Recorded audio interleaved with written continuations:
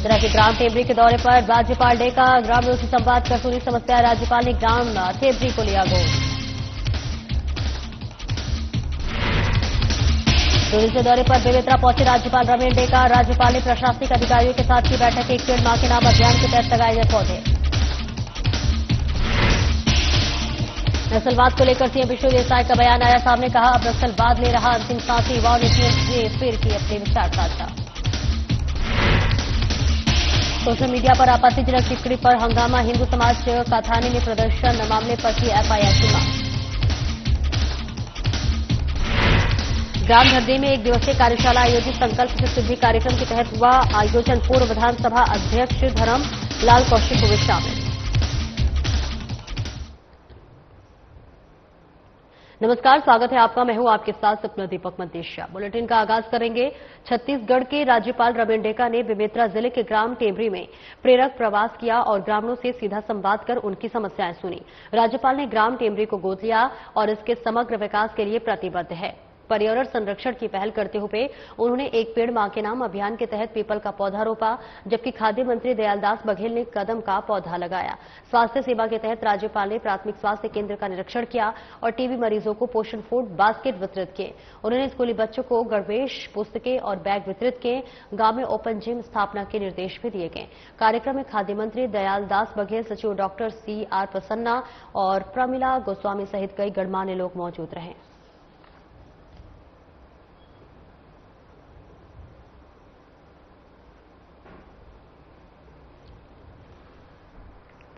तो इस बीच तस्वीरें आपको दिखा रहे हैं जहां पर छत्तीसगढ़ के राज्यपाल रमेश डेका ने बेमेतरा जिले के ग्राम टेबरी में प्रेरक प्रवास किया और ग्रामीणों से सीधा संवाद कर उनकी समस्याएं सुनी।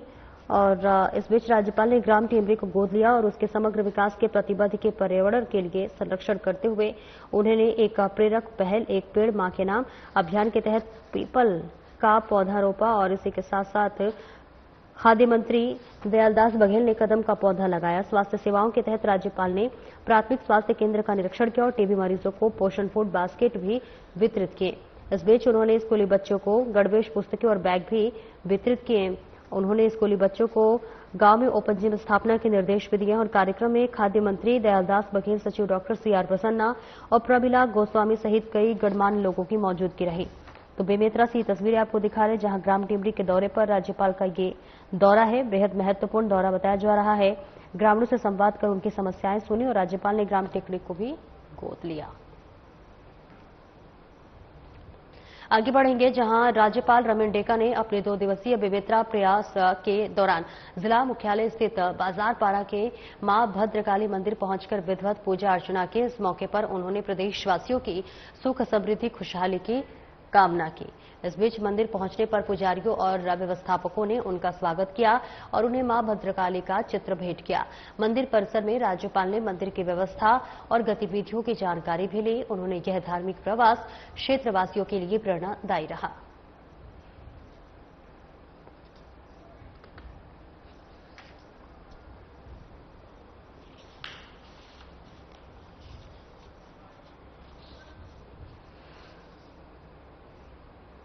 छत्तीसगढ़ के राज्यपाल रमेश डेका 2 दिवसीय दौरे पर बेमेतरा पहुंचे। उन्होंने सर्किट हाउस परिसर में एक पेड़ मां के नाम अभियान के अंतर्गत मौश्री का पौधा रोपित कर पर्यावरण संरक्षण का संदेश दिया। इस बीच डेका ने सर्किट हाउस स्थित सभा कक्ष में जिला प्रशासन के अधिकारियों के साथ बैठक लेकर विकास कार्यों की जानकारी ली। उन्होंने नवागढ़ विकासखंड के उनके द्वारा गोद लिए गए ग्राम टेबरी में संचालित योजनाओं की विस्तृत जानकारी ली। बैठक में उन्होंने शिक्षा, स्वास्थ्य, पेयजल, कृषि, उद्यानिकी, प्रधानमंत्री आवास योजना सहित अन्य बुनियादी सुविधाओं की प्रगति की जानकारी ली। उन्होंने कहा कि गोद लिए गए ग्राम के प्रत्येक व्यक्ति तक शासकीय योजनाओं का लाभ पहुंचे, यह सुनिश्चित किया जाए। इसके साथ ही बैठक के दौरान राज्यपाल को गांव में 3 तपेदी का यानी कि टीबी रोगियों की जानकारी दी गई, जिस पर उन्होंने व्यक्तिगत रूप से 6 माह की दवा हेतु आर्थिक सहयोग देने की घोषणा की। डेका ने 8 मेधावी विद्यार्थियों के 5-5 हजार रुपए की प्रोत्साहन राशि देने की भी घोषणा की। उन्होंने राष्ट्रीय शालेय क्रीड़ा प्रतियोगिता 2025 में पदक प्राप्त करने वाले खिलाड़ियों से भी मुलाकात कर उनके उज्जवल भविष्य की कामना की। समापन पर राज्यपाल को स्मृति चिन्ह भेंट कर उनका आभार व्यक्त किया गया।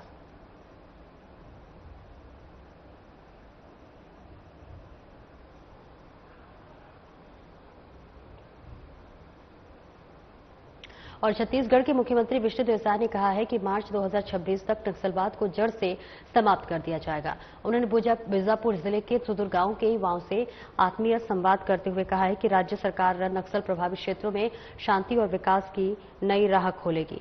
इस बीच आपको बता दें कि उन्होंने कहा कि नक्सल प्रभावित क्षेत्रों में विकास कार्यों को गति देने के लिए सरकार प्रतिबद्ध है ताकि स्थानीय लोगों को स्वरोजगार के नए अवसर प्राप्त हो सके। उप मुख्यमंत्री विजय शर्मा, वन मंत्री केदार कश्यप, मुख्य सचिव अमिताभ जैन, पुलिस महानिदेशक अरुण देव गौतम, वरिष्ठ अधिकारीगण युवाओं ने मुख्यमंत्री से अपने विचार साझा करते हुए कहा कि वे बस्तर को बदलने का माध्यम बनाना चाहते हैं और शिक्षा, खेल और हुनर को सेवा के रास्ते पर चलकर अपने जीवन को बेहतर बनाना चाहते हैं।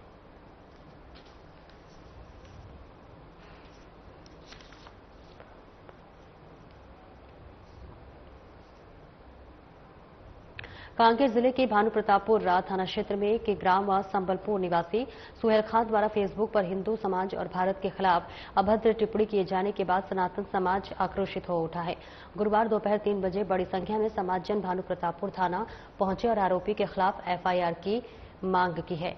आईएसटीओपी शेर बहादुर सिंह ने उचित कार्रवाई का आश्वासन देते हुए एफआईआर दर्ज करने की बात कही। पुलिस ने तत्परता दिखाते हुए आरोपी सुहेल खान उर्फ राजा बारूद को हिरासत में लेकर थाने लाया और न्यायालय में पेश करने की तैयारी शुरू कर दी। घटना के बाद थाने परिसर में पुलिस बल तैनात कर दिया गया और प्रशासन ने लोगों से सोशल मीडिया पर भड़काऊ या फिर आपत्तिजनक टिप्पणी न करने की अपील की है। तनाव के मद्देनजर स्थिति पर नजर रखी जा रही है।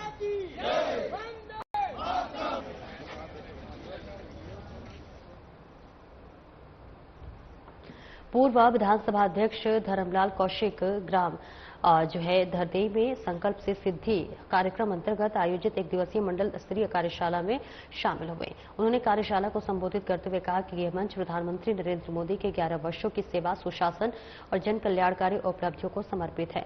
धर्मलाल कौशिक ने कहा कि प्रधानमंत्री मोदी के नेतृत्व में देश ने आत्मनिर्भरता, स्वच्छता, सुरक्षा, तकनीकी नवाचार और वैश्विक प्रतिष्ठा के क्षेत्र में ऐतिहासिक प्रगति की है। यह अभियान हर नागरिक की सहभागिता से संकल्प को सिद्धि में बदलने का प्रतीक है। कार्यक्रम में प्रदेश कार्य समिति सदस्य नरेंद्र शर्मा, जिला महामंत्री निश्चल गुप्ता, जिला पंचायत सभापति अंबालिका साहू, अनिला देवेंद्र राजपूत सहित तमाम सरगांव व पथरिया मंडल के पदाधिकारी, नगर पंचायत प्रतिनिधि, जनप्रतिनिधि एवं कार्यकर्ता बड़ी संख्या में मौजूद रहे।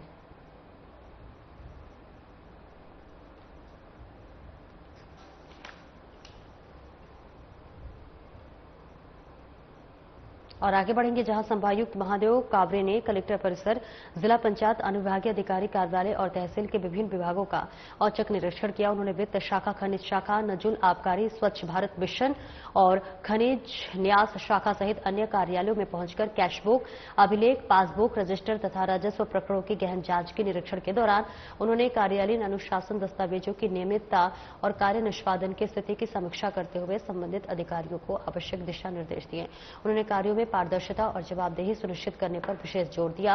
इस अवसर पर कलेक्टर डॉक्टर गौरव सिंह, जिला पंचायत की सीईओ कुमार शिवरंजन, अपर कलेक्टर कीर्तिमान सिंह राठौर सहित अन्य अधिकारी मौजूद रहे। और इस बीच महत्वपूर्ण पहल माना जा रहा है ये।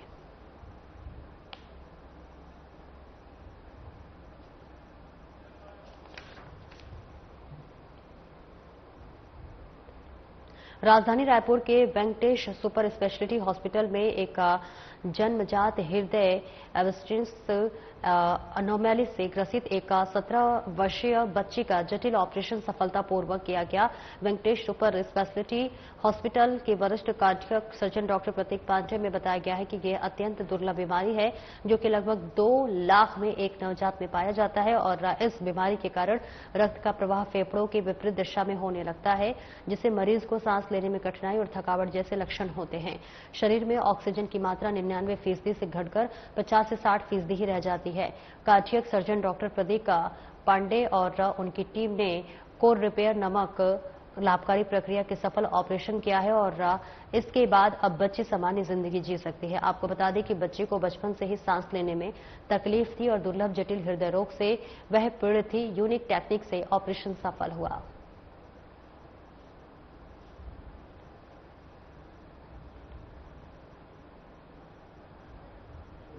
एब्स्टीन एनोमली से पीड़ित थी। एब्स्टीन एनोमली काफी दुर्लभ और जटिल जन्मजात हृदय रोग है जो 2 लाख में किसी एक बच्चे को होता है। हमने इसके लिए पोन्स रिपेयर नाम की एक जटिल सर्जिकल प्रक्रिया की है, जिसके पश्चात यह एक दीर्घकालिक और संपूर्ण उपचार इस जन्मजात हृदय रोग के लिए है। विंध्या अब अच्छी हो चुकी है और अपने घर जाने के लिए तैयार है। यह अपने तरीके का छत्तीसगढ़ में पहला पोन्स रिपेयर हमने यहाँ पे परफॉर्म किया है। धरसींवा विधानसभा के ग्राम कठिया में 62 करोड़ रुपए के विकास कार्यों का भूमि पूजन हुआ। इस मौके पर प्रदेश के उप मुख्यमंत्री अरुण साव, राजस्व मंत्री टंकराम वर्मा और विधायक अनुज शर्मा उपस्थित थे। विकास कार्यों का भूमि पूजन जिला रायपुर के नवागांव, बेलदार, सिवनी, सोनभट्टा, कठिया मार्ग और मोहरेगा से कठिया मार्ग के निर्माण और मजबूतीकरण कार्य का भूमि पूजन किया गया है।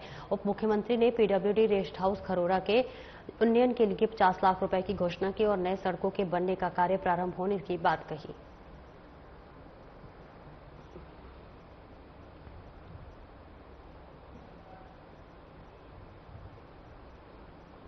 सांसद अनिल फिरोजिया ने आज जवाहर नगर स्थित शासकीय प्राथमिक विद्यालय का निरीक्षण किया, जहां उन्हें मध्याह्न भोजन में भारी गड़बड़ी मिली। सांसद ने देखा कि बच्चों को दी जा रही दाल और सब्जी में दाल और आलू गायब थे, केवल नमक का पानी रह गया था और इस पर उन्होंने नाराजगी जताते हुए कलेक्टर रोशन सिंह से फोन पर बात की और इस संबंध में अधिकारियों के खिलाफ सख्त कार्रवाई करने की मांग की।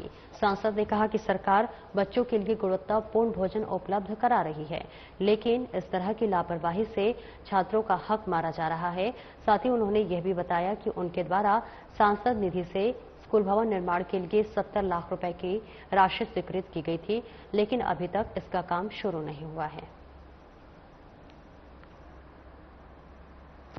आज स्कूल चलो अभियान जो प्रारंभ हुआ है, आज से ही स्कूल प्रारंभ हुए हैं और मैं भी आज सीधे यहाँ पे शासकीय प्राथमिक विद्यालय जवाहर नगर आया हूँ और यहाँ की स्थिति देख के मेरे को बड़ा ताज्जुब हो रहा है कि यहाँ पे कोई कमरा भी, एक छोटा सा कमरा वो ऑफिस का है, बाकी यहाँ पे ये जो देख रहे हो टीन शेड में बच्चे पढ़ रहे हैं और ये कोई विजयवर्गीय धर्मशाला है, उसके दीवार पे इन्होंने बोर्ड बना रखा है और ये स्थिति है। मध्याह्न भोजन में मैंने देखा उसमें सब्जी भी मिला रखी है और दाल और सब्जी दिखी नहीं। मैंने और जो जिला शिक्षा अधिकारी है, आधी रोटी उनको खिलाई, आधी मैंने भी खाई, उसमें नमक का पानी है वो। तो क्या स्थिति है, मतलब बड़े शर्म की बात है ना, और बच्चों को बैठने के लिए भी नहीं है। तो ये बड़ा मतलब बहुत ही विकट स्थिति है और मैंने अभी कलेक्टर साहब से भी बात करी है और इसको बच्चों की बिल्डिंग बनना चाहिए। ये जो पुलिस डिपार्टमेंट की जमीन थी ये उनको हैंडओवर कर दी शिक्षा विभाग को। और जय आदिवासी युवा शक्ति के तत्वाधान में थाना प्रभारी मित सिंह कुशवाहा की उपस्थिति में जो है बदनावर तहसीलदार सुरेश नागर को ज्ञापन सौंपा गया है, जिसमें विद्युत विभाग में कार्यरत 2 आउटसोर्स हेल्परों की ड्यूटी के दौरान मृत्यु पर उचित मुआवजा और जिम्मेदारी अधिकारियों के खिलाफ कार्रवाई की मांग की गई है। ज्ञापन में बताया गया है कि 6 मई 2025 को तीखी ग्रिड पर ग्राम तीखी के मुकेश भुरिया और ग्राम कठेरिया के पंकज मुनिया की हादसे में मौत हो गई है। पंकज बिजली मीटर रीडिंग और बिल वसूली का कार्य करता था, जो कि सुरक्षा उपकरणों की कमी और उचित प्रशिक्षण के अभाव में हादसे का शिकार हुआ। जयस ने मृतक कर्मचारियों के परिवार को 50 लाख मुआवजा और स्थायी रोजगार की मांग के साथ ही आउटसोर्स हेल्परों को सुरक्षा उपकरण, बीमा और नियमित प्रशिक्षण देने की अपील की। ज्ञापन में विक्रम भाबर, राहुल अग्रवाल, अजय डामर सहित कई सदस्य मौजूद रहे।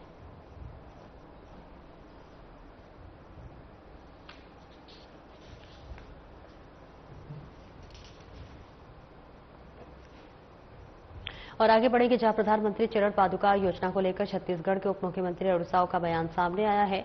उन्होंने कहा है कि सीएम विष्णु देवसाय के नेतृत्व में राज्य सरकार पहले दिन से मोदी की गारंटी को धरातल पर उतारने का काम कर रही है। वहीं आपको बता दें कि अरुण साव ने कहा है कि तेंदुपत्ता संग्रहण करने वाले वनांचल क्षेत्र के आदिवासी भाई बहनों से सरकार ने जो वादा किया था उसे निभाया जा रहा है। प्रधानमंत्री चरण पादुका योजना उसी संकल्प का हिस्सा है, जिसके माध्यम से सरकार जंगलों में कठिन परिस्थितियों में काम करने वाले श्रमिकों के जीवन में बदलाव लाना चाहती है। उन्होंने ये भी कहा है कि यह योजना आदिवासी समाज के सम्मान और सुविधा से जुड़ी है और इसका उद्देश्य उन्हें सशक्त बनाना है। सरकार हर बार ये साबित कर रही है कि जो वादा करती है उसे निभाती है, यही मोदी की गारंटी है। मोदी की एक एक गारंटी को पूरा करने का काम राज्य में मुख्यमंत्री विष्णुदेव साय जी के नेतृत्व में हमारी सरकार लगातार कर रही है। पहले दिन से ही मोदी के एक एक गारंटी को पूरा करने का काम हम कर रहे हैं और हर बार यह साबित होता है कि जो हम कहते हैं वो करते हैं।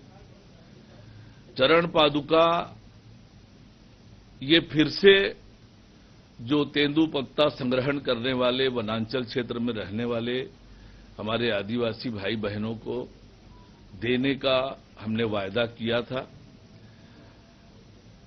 जिस प्रकार से तेंदुपत्ता संग्रहण करने वाले जो हमारे आदिवासी भाई बहन हैं जंगलों में जाते हैं तेंदुपत्ता संग्रहण करने और उनके पैरों में कांटा ना गड़े, पैरों को तकलीफ ना हो, इसलिए चरण पादुका ये योजना हमने प्रारंभ की है और उसकी शुरुआत माननीय मुख्यमंत्री जी करने वाले हैं। तो एक और मोदी की गारंटी हम पूरा करने वाले हैं। कुशाभाऊ ठाकरे परिसर राजधानी रायपुर में भाजपा विधायक दल की महत्वपूर्ण बैठक संपन्न हुई। बैठक के बाद उप मुख्यमंत्री अरुण साव ने जानकारी देते हुए कहा कि बैठक में मुख्य रूप से प्रधानमंत्री मोदी के 11 साल के कार्यकाल पूरे होने पर कार्यक्रम को लेकर चर्चा हुई। 9 जून से लेकर 21 जून तक जो कार्यक्रम निर्धारित किया गया था, इस कार्यक्रम की योजना और रचना पर चर्चा हुई। 21 जून से योग दिवस को व्यापक रूप से आयोजित करने के निर्देश दिए गए। अलग अलग संगठनों के माध्यम से योग दिवस आयोजित किया जाएगा। इसमें हमारी सहभागिता को लेकर भी चर्चा हुई। इसी के साथ 25 जून को आपातकाल दिवस पर कई आयोजन होंगे। आपातकाल की घटनाओं को जनता तक ले जाने के लिए व्यापक कार्यक्रम जो है किया जाएगा। उन्होंने कहा है कि कांग्रेस ने संविधान की हत्या की, आपातकाल के दौरान लोकतंत्र की रक्षा करने वालों का सम्मान किया जाएगा। वहीं 23 जून को श्यामा प्रसाद मुखर्जी बलिदान दिवस की तैयारी भी की गई है और इन सभी कार्यक्रमों में समान रूप से हर बूथ पर एक पेड़ मां के नाम की भागीदारी सुनिश्चित करने के भी निर्देश दिए गए हैं। 15 अगस्त तक ये वृक्षारोपण अभियान चलेगा।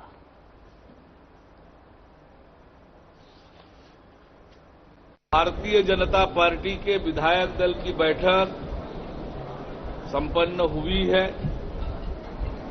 बैठक में मुख्य रूप से नरेंद्र मोदी जी के नेतृत्व वाली सरकार के 11 साल पूरा होने के अवसर पर पार्टी ने 9 जून से लेकर 21 जून तक जो कार्यक्रम निर्धारित किया है उन कार्यक्रमों की योजना रचना और हम सब विधायकों की सहभागिता को लेकर विस्तार से चर्चा हुई है। इस विषय पर मार्गदर्शन मिला है। 21 जून योग दिवस है। योग दिवस को व्यापक रूप से आयोजित करने का अलग अलग विभागों के माध्यम से, अलग अलग संगठनों के माध्यम से व्यापक स्तर पर योग दिवस को आयोजित करने का और उसमें हम सब की सहभागिता को लेकर विस्तार से चर्चा हुई है। 25 जून आपातकाल दिवस, जब आप सबको पता है कि किस प्रकार से कांग्रेस की सरकार ने लोकतंत्र को नुकसान पहुंचाया था, संविधान को नुकसान पहुंचाया था, लोकतंत्र की हत्या की थी। कांग्रेस के उस काले कारनामे को जन जन तक ले जाने के लिए व्यापक स्तर पर कार्यक्रम करने का और जो आपातकाल के दौरान जिन्होंने यातनाएं झेली उनको सम्मानित करने का भी कार्यक्रम पार्टी के स्तर पर होना है।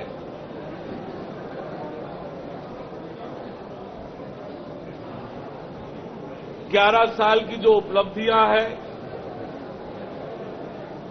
उन उपलब्धियों को व्यापक रूप से अलग अलग कार्यक्रमों के माध्यम से करने का निर्णय हुआ है।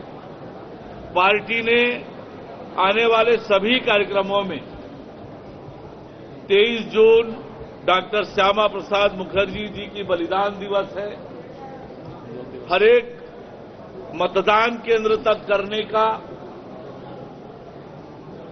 निर्देश पार्टी का है, उसकी तैयारी करने का और इन सब कार्यक्रमों में नियमित रूप से एक पेड़ मां के नाम और हर मतदान केंद्र तक वृक्षारोपण का अभियान चले और इसमें जन भागीदारी सुनिश्चित करने का निर्देश पार्टी ने दिया है, ताकि सब लोगों का एक जन भागीदारी से व्यापक तौर पर ये वृक्षारोपण का अभियान चले। अब ये आने वाले 15 अगस्त तक ये वृक्षारोपण के अभियान को लगातार चलाते रहने का निर्देश है। साथ ही 29 जून प्रधानमंत्री माननीय नरेंद्र मोदी जी की मन की बात है, उस मन की बात को भी हरेक बूथ में आयोजित करने के विषय में चर्चा हुई है। और निश्चित रूप से आज हमारे राष्ट्रीय सह संगठन महामंत्री आदरणीय शिव प्रकाश जी, मुख्यमंत्री आदरणीय विष्णुदेव साय जी, प्रदेश प्रभारी आदरणीय नितिन नवीन जी, पार्टी के क्षेत्रीय संगठन महामंत्री अजय जामवाल जी, प्रदेश अध्यक्ष आदरणीय किरण देव जी, महामंत्री संगठन पवन साय जी, इन सबका मार्गदर्शन विधायक दल में प्रस्तुत हुआ है। आने वाले समय में जो कार्यक्रम होने वाले हैं उस सबको लेकर विस्तार से चर्चा बातचीत हुई है। बीजेपी डॉक्टर श्यामा प्रसाद मुखर्जी, अटल बिहारी वाजपेयी और दीनदयाल उपाध्याय की जीवनी जो है वो आपको बताते चले कि स्कूल पाठ्यक्रमों में शामिल करने जा रही है। आपको बता दें कि मामले पर पीसीसी चीफ दीपक बैज का बयान सामने आया है। उन्होंने कहा है कि अटल बिहारी वाजपेयी जी देश के प्रधानमंत्री थे और मोदी जी से बेहतर थे। उनकी जीवनी पढ़ना सही है, लेकिन मैं सरकार से पूछना चाहता हूं कि आजादी में डॉक्टर श्याम प्रसाद मुखर्जी और दीनदयाल उपाध्याय का क्या योगदान था। उन्होंने मुस्लिम लीग के साथ मिलकर सरकार बनाई थी। उनकी जीवनी को पाठ्यक्रम में शामिल करके आप बीजेपी अपने चरित्र को सुधारना चाहती है। प्रदेश की भारतीय जनता पार्टी की सरकार श्यामा प्रसाद मुखर्जी, अटल बिहारी वाजपेयी जी और दीनदयाल उपाध्याय जी की जीवनी पढ़ाने जा रही सभी पाठ्यक्रमों में। ठीक है, अटल बिहारी वाजपेयी जी देश के प्रधानमंत्री थे और वो भारतीय जनता पार्टी में कम से कम मोदी जी से तो ठीक प्रधानमंत्री थे। कम से कम अमेरिका से तो नहीं डरे, उनके दबाव में तो नहीं आए। लेकिन वही दीनदयाल उपाध्याय जी का आजादी की लड़ाई में इस देश के लिए क्या योगदान था, आजादी की लड़ाई में उनका क्या योगदान था, कितने बार जेल गए, हम पूछना चाहते हैं इस सरकार से। और तो और ये वही दीनदयाल उपाध्याय जी है जो मुस्लिम लीग के साथ मिलकर सरकार बनाए थे।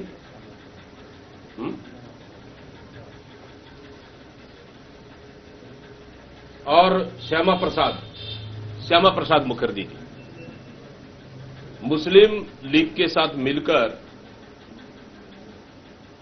सरकार बनाए थे। वो मुस्लिम लीग जो हमारे देश का विभाजन का कारण बना। क्या योगदान है, मैं पूछना चाहता हूं इस देश के लिए। क्या हमारे पाठ्यक्रम में शामिल होकर और उनकी जीवनी को कोर्स में शामिल कर आखिर भारतीय जनता पार्टी क्या अपने चाल और चरित्र को सुधारना चाहती है? क्या हम पूछना चाहते हैं, देश में क्या योगदान था। 22 जून को केंद्रीय गृह मंत्री अमित शाह के प्रस्तावित छत्तीसगढ़ दौरे को लेकर प्रदेश के उप मुख्यमंत्री अरुण साव का बयान सामने आया है। उन्होंने कहा है कि अमित शाह जी लगातार छत्तीसगढ़ का दौरा करते हैं और यहां की कई योजनाओं की जानकारी लेते हैं। खासतौर पर बस्तर क्षेत्र में विकास, नक्सल उन्मूलन और सुरक्षा व्यवस्थाओं को लेकर जो है उनका विशेष फोकस रहता है। जहां अरुण साव ने कहा है कि गृह मंत्री के दौरे के राज्य को बड़ा लाभ मिलता है और इसके साथ ही साथ खुद पर पहलू पर गहराई से चर्चा करते हैं और केंद्र से जरूरी सहयोगी भी सुनिश्चित करते हैं। उन्होंने यह भी स्पष्ट किया है कि शाह के आने का कार्यक्रम पूर्व निर्धारित है और यह राज्य के हित में है। बस्तर जैसे संवेदनशील क्षेत्र में केंद्र और राज्य के समन्वय से हो रहा विकास, शाह के निरंतर दौरे इसकी गंभीरता को दर्शाते हैं।